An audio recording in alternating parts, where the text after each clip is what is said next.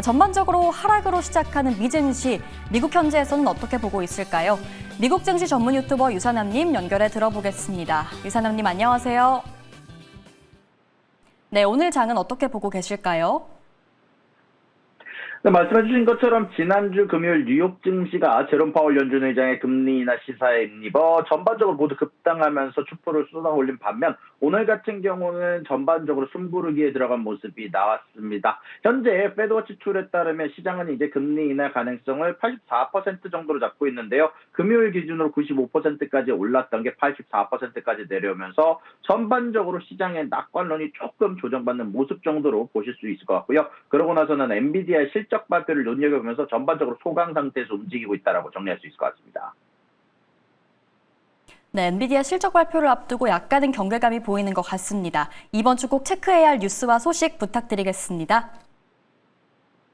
네, 일단 이번 주 같은 경우는 가장 중요한 기업의 어닝이 예상되어 있습니다. 바로 엔비디아의 어닝이 수요일 날 장을 마치고 어닝을 발표할 예정인데요. 그러고 나서는 여러 가지 거시경제적 지표들이 예상을 기다리고 있는데요. 자, 일단 오늘 같은 경우는 건축 수익 건수가 발표가 된 상황이고요. 신규 주택 판매 지표가 발표가 된 상황입니다. 그러고 나서 화요일 날 기준으로는 내구 제수주와 케이스실러 도시주택 가격 지수가 나오게 되고요. 12 소비자 신뢰지수 발표 이후에 GDP 나우까지 발표가 될 예정입니다. 수요일 날 기준으로는 원유 재고와 5년물에 대한 국채 입찰이 예정되어 있고요. 목요일 날 같은 경우는 실업상 청건수와 GDP 물가지수, 잠정 주택 매매 7년물 국채 입찰과 연준 월러 이사의 연설이 예정되어 있습니다. 금요일 날은 PC 물가지수가 나오는데 현재 예정 수치 자체가 높지는 않습니다. 0.3% 정도로 잡혀 있고요. 현재 이런 부분들이 금리 인하에 걸림돌이 될 수 있다는 평가가 나옴에 따라서 전반적으로 시장이 숨 비비고 지켜보고 있는 지표다라고 할 수 있을 것 같습니다. 자, 일단 그런 가운데 안에서 아침부터 재미있는 뉴스 전달해 드릴 수 있을 것 같은데요.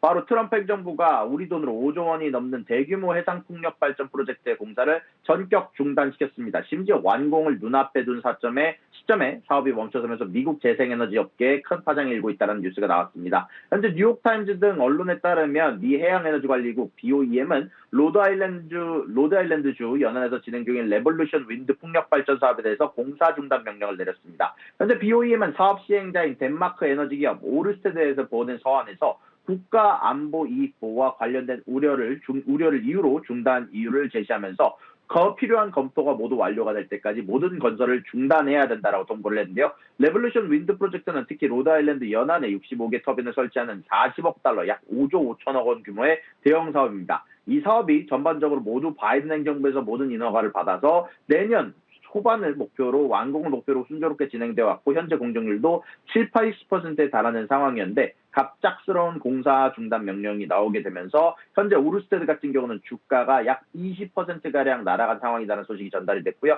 현재 관련 문제를 신속하게 해결하기 위해서 법적 절차를 포함한 모든 방안을 강구하고 있다라고 발표를 하고 있습니다. 트럼프 행정부의 해상풍력 사업 제동 이번이 처음이 아니라 지난 4월에도 뉴욕 롱아일랜드 연안에 50억 달러 규모 풍력 프로젝트에 대해서도 공사 중단을 명령한 바 있고요. 이런 부분들로 인해서 현재 추가 비용들이 많이 발생했다라는 이야기가 나오는 만큼 여전히 그린에너지 관련해서는 현재 트럼프의 입을 좀 더 주시해야 된다는 평가가 나오고 있습니다. 자, 그리고 그 다음 소식입니다. 트럼프 행정부가 인텔의 지분 10% 확보를 파이널라이즈였습니다. 최대 주주로 올라섰다는 이야기가 나왔는데요. 반도체 보조금을 지급하는 대가로 주식을 받은 것인데 인텔이 여기에 동의하게 되면서 트럼프 대통령은 앞으로 이런 거래를 더욱더 많이 하겠다라고 밝혀서 여러 반도체 기업들의 우려가 커지고 있는 상황에 여기에다가 해켓 장관도 현재 추가적으로 반도체 기업들의 주식 확보를 노력하고 있다라고 얘기를 하게 되면서 전반적으로 여러 반도체 기업들의 우려가 커지고 있는 상황이다라고 할 수 있을 것 같습니다. 트럼프 대통령은 자신의 SNS를 통해서 미국이